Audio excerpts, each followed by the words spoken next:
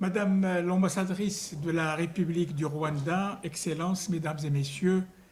qu'il me soit tout d'abord permis de saluer vivement cette excellente initiative rendue possible grâce à la conjugaison des efforts louables des autorités rwandaises, de l'ambassade du Rwanda, Son Excellence Madame l'ambassadrice Zena Niramatama, ainsi que d'autres intervenants. Encore une fois, l'occasion nous est donnée d'évoquer dans la solennité et la dignité la mémoire des victimes d'un génocide à nul autre pareil et qui restera certainement à tout jamais gravé dans notre mémoire à tous. En commémorant ce 27e anniversaire du génocide perpétré en 1994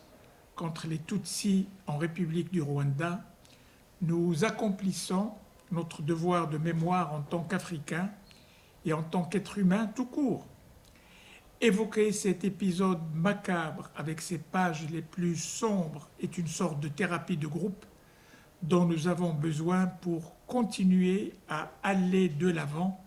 et écrire de nouveaux chapitres de l'histoire des hommes qui soient exempts de barbarie. Le génocide qui a été commis contre les Tutsis est considéré comme l'un des pires événements dont l'humanité ait été témoin au cours du siècle dernier, compte tenu de l'ampleur des pertes humaines d'une part et de la désintégration des conditions de coexistence entre les composantes du peuple rwandais d'autre part. En ce jour, nous rendons hommage à ceux qui sont morts dans ce génocide en exprimant notre solidarité avec les familles des victimes et notre plein souhait au peuple rwandais frère dans sa lutte pour la consolidation des droits de l'homme et dans sa marche vers le progrès et le développement. Le génocide contre les Tutsis au Rwanda nous a permis de réaliser que le respect de l'autre, la coexistence, la tolérance, la solidarité sont des acquis précieux de la civilisation humaine et que le basculement vers des instincts primaires reste un danger potentiellement présent, une tentation peu prévisible qui se nourrit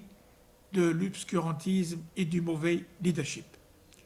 Suite à cette effroyable expérience, et grâce aux enseignements que la société des hommes a pu en tirer, nous sommes devenus plus résilients face au discours de la haine qui alimente les conflits ethniques, raciaux et religieux. Un vibrant hommage doit être rendu au président rassembleur, Son Excellence Paul Kagame, dont le leadership a rendu possible la réconciliation des différentes composantes de la société rwandaise et la construction d'un Rwanda décomplexé qui assume pleinement son passé et aussi et surtout ses ambitions futures. Le peuple rwandais a démontré de manière exemplaire l'originalité de ses composantes sociétales et son aspiration à un avenir meilleur, tant et si bien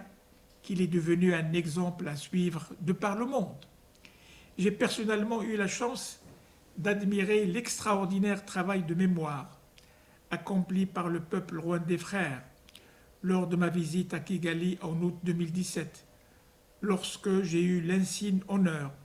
de représenter Sa Majesté le roi Mohamed VI à la cérémonie d'investiture du président Paul Kagame.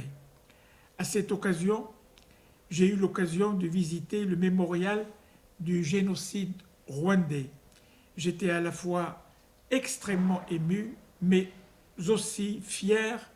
de découvrir ce haut lieu de mémoire et de réconciliation du peuple rwandais avec son histoire. Madame l'ambassadrice, Mesdames et Messieurs, le Royaume du Maroc et la République du Rwanda ont en partage la vision stratégique promue par Sa Majesté le roi Mohamed VI et son frère le président Paul Kagame, selon laquelle l'Afrique doit faire confiance à l'Afrique. C'est à Kigali, sous présidence rwandaise du 10e sommet extraordinaire de l'Union africaine, que l'accord portant création de la zone de libre-échange continentale africaine, la ZLECA, a été signé par une quarantaine de chefs d'État africains le 21 mars 2018. Voilà un pays qui, il n'y a pas si longtemps, a enduré une violence inimaginable, mais qui assume aujourd'hui son rôle entier en tant que l'un des grands artisans du consensus africain.